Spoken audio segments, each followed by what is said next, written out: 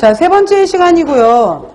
그 식품 교환표에서 교환법은 한동안 시험 문제에서 매년 나왔었어요. 매년 나왔던 부분인데 잠깐 이제 최근에만 안 나왔던 것 뿐이지 이건 워낙 계산할 줄 알아야 되는 부분이거든요. 자, 같이 오늘 이번 시간은 이제 산수 계산 문제가 들어갈 거니까 머리를 풀가동하시기 바랍니다. 여기서 틀리면 억울하잖아. 그죠? 그래서 자, 식품교환법 같은 경우에는 먼저 표로 보시면은 공유군, 그 다음에 그 아래 어육류군, 채소군, 지방군, 우유군. 자, 우유군이 바로 이제 2010년도에 바뀌면서 두 개로 나눠졌어요. 2010으로 나눠질 때 우유군과 저지방 우유군 두 개로 쪼개졌고요. 그 다음에 과일군 이렇게 해서 근데 일반적으로 말할 때는 그냥 크게 그냥 굳이 뭐 저지방 어육류군을 따로 분류를 하진 않고 그냥 어육류군 이렇게 보기도 해요. 굳이. 그래서 개수를 뭐 몇 개로 한정짓는다 이런 거에 연연해 하시지 않아도 된다라는 거.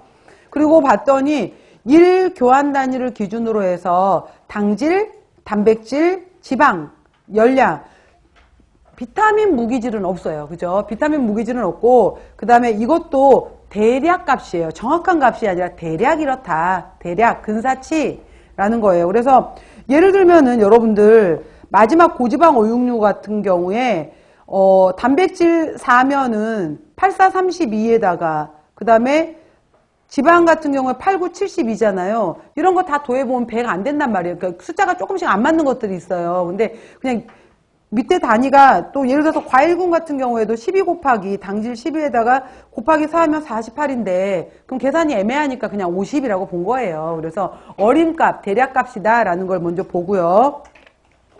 넘겨보실래요?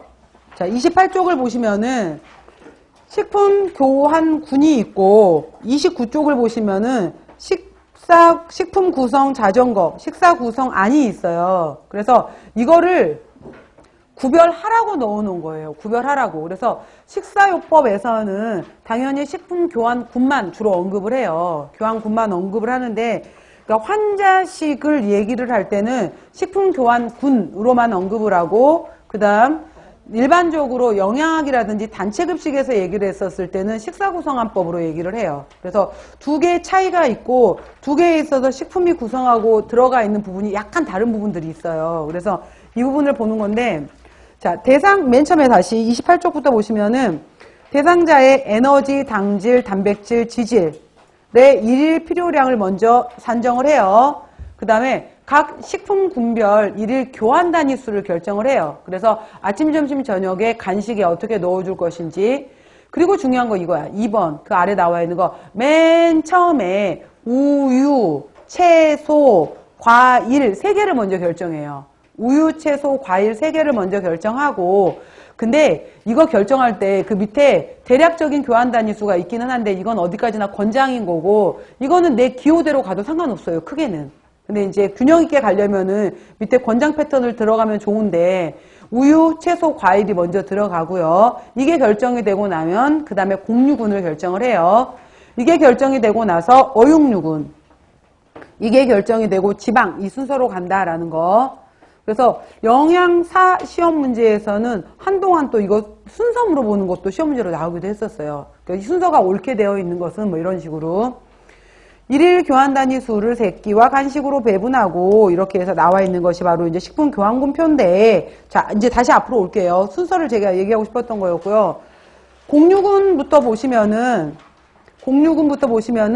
이거는 약속이야. 이렇게 하자라고 정한 거예요. 규칙을. 그래서 대략 일 교환 단위를 기준으로 해서 당질 함량은 23g, 단백질 함량은 2. 그러니까 당 32, 단백질 2 이렇게 외우셔야 돼요.